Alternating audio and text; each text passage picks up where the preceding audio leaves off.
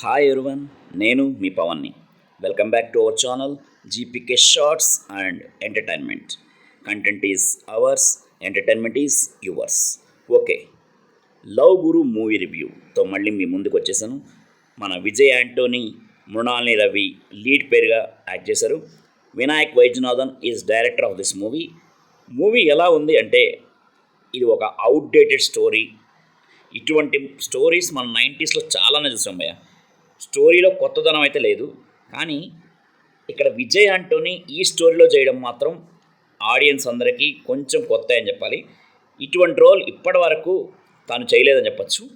ఈ outdoor story, ఈ రోల్లో తను ఫిట్ అయ్యాడా లేదా, మృణాలినితో తన కెమిస్ట్రీ ఎలా ఉందో తెలుసుకునే ముందు నా వీడియో మీకు నచ్చబడితే please like, share and subscribe. పక్కనే ఉన్న బెల్ ఐకాన్ కొట్టి ఆల్ అనే సింబల్ కొట్టండి భయ్య, ప్లీజ్ మర్చిపోవద్దు మిత్రమా.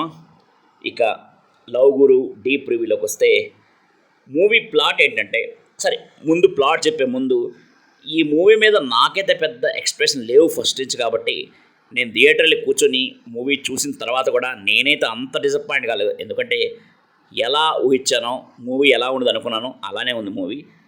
మూవీ ప్లాట్ ఏంటంటే, మన విజయ్ మలేషియా నుంచి ఫ్రెష్గా అప్పుడే వచ్చి ఒక చావులో హీరోయిన్ చూసి మనసు బారేసుకుంటాడు. అక్కడే ఒక డ్యూయట్ కూడా వేసేసుకుంటాడు. కట్ చేస్తే పెళ్ళి. కానీ అమ్మాయికి మాత్రం పెళ్ళి అస్సలు ఇష్టం లేదు. తనకి హీరోయిన్ కావాలనే డ్రీమ్ ఉంటుంది. కానీ విధి ఆడిన వింత నాటకంలో ఇద్దరు పెళ్లి చేసుకుంటారు. మనోడు ఆ అమ్మాయిని మాత్రం దేవతలాగా చూస్తుంటాడు. కానీ ఆ అమ్మాయి మాత్రం మనం దేకను కూడా దేకదు మనోడిని. సో ఎలాగైనా సరే ఆ అమ్మాయి ప్రేమని సాధించాలి, ఆ అమ్మాయి తను ఇష్టపడితే చేసుకోవాలి అని గట్టిగా అనుకుంటాడు భయ్య. దీనికోసం మన విజయ్ ఏం చేశాడు, తను అనుకున్నట్టుగానే హీరోయిన్ అయిందా లేదా అనేది రిమైనింగ్ స్టోరీ. ఇది మాత్రం మన థియేటర్లో కూర్చొని చూడాలి. సో ఇక్కడ యాక్టర్ పర్ఫార్మెన్స్కి వస్తే, first Vijay. So Vijay performance అయితే బాగానే చేశాడు, కానీ మనకి మాత్రం ఇటువంటి పర్ఫార్మెన్స్ కొంచెం కొత్త విజయ్కి. అండ్ యాక్చువల్గా ఈ ఫ్యామిలీ స్టోరీ ఏంటంటే, మెయిన్ నవరసాలు బండియాల్సి వస్తుంది. ఒక పక్క కామెడీ అండ్ మేబీ యాక్టివ్గా ఉండాలి. కామెడీతో పాటు యాక్టివ్గా ఉండాలి, అన్ని రకాల ఎక్స్ప్రెషన్ మెయింటైన్ చేయాలి. కానీ విజయ్ కొంచెం ఈ విషయంలో లాగ్ అయ్యాడు. ఎందుకంటే ఇంతకుముందు తను చేసిన సినిమాలు అన్నింటిలో ఒకే స్టాండర్డ్ ఎక్స్ప్రెషన్తో మెయింటైన్ చేయొచ్చు. స్టోరీలో బలం ఉంది కాబట్టి విజయ్ దాంట్లో మనకి పర్ఫెక్ట్గా కనిపించాడు. కానీ ఈ రోల్కి తను పెద్ద ఫిట్ కాలేదో అనిపిస్తుంది. మేబీ ఒక మంచి స్టోరీతో చేస్తే కొంచెం ఫిట్ అవుతాడేమో, కానీ ఇదే స్టోరీయే అసలే అవుట్డేటెడ్. దాంతోపాటు విజయ్ కూడా కొంచెం ఫిట్ కాలేదు అనిపించింది. ఎక్స్ప్రెషన్ విషయంలో కొన్ని ప్రాబ్లమ్స్ ఉన్నాయి. సో మంచి ఫ్యామిలీ స్టోరీ రావాల్సింది, అది నా ఫీలింగ్. మెయిన్ ఇక మృణాలిని రవికి వస్తే, she okay in her role, but ఒకే ఎక్స్ప్రెషన్తో ఫస్ట్ నుంచి లాస్ట్ వరకు మెయింటైన్ చేయాల్సి వచ్చింది. మేబీ క్యారెక్టర్ అదే డిమాండ్ చేస్తే తను మాత్రం ఏం చేస్తే చెప్పండి. అంటే అన్ని ఎక్స్ప్రెషన్కి అయితే ఛాన్స్ లేదు. మ్యాక్సిమం 1 or 2 ఎక్స్ప్రెషన్ మాత్రమే ఉంటాయి. ఇంకా చాలా మంచి యాక్టర్స్, కామెడీ యాక్టర్స్ ఉన్నారు, కానీ ఎవ్వరూ మనల్ని అయితే ఎంగేజ్ చేయరు. పక్కన సీట్లో కూర్చున్న వాళ్ళు మనల్ని గిలిగింతలు పెట్టినా సరే మనకైతే నవ్వు రాదు. సినిమాలో ఒక బోర్డ్ ఫ్లిక్ అని చెప్పాలి భయ. ఏదో స్టోరీ నడుస్తూ ఉంటుంది.